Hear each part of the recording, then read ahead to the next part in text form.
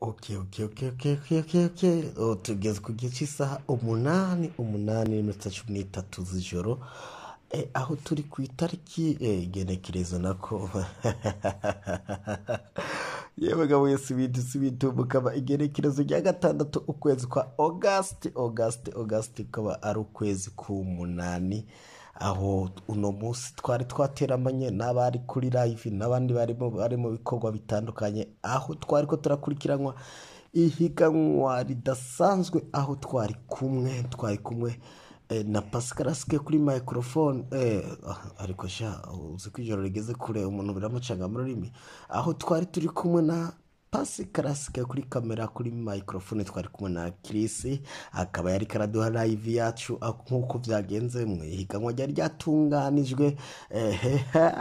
Si bitubukaba ndabivuge cange ndabirekewe mu kama ikigongo jewe ndabivuga byose ndabireke cange ndabivuge, ni mu bwiza ukuri ndabivuge cange ndabireke, ariko reka ndabivuge kubera ko bibereye kuvugwa ko ari vyiza cane.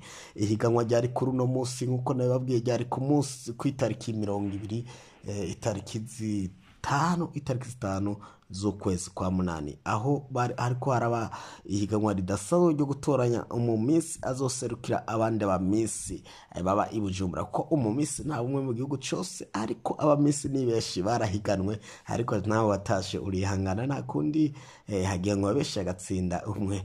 Uno munsi rero uko igenekerezo rya gatandatu niho umumisi wa mbere mwiza, umukobwa w'ikimero yagiye kumenyekana, aho yakoze ibikora inka mu kwishura ibibazo byari buri mu gakarita, yatoye mu gakarato, noneho aratora arihweza neza, aramwenyura, arishura ibibazo atuze neza cyane, yatambuka nk'umumarayika.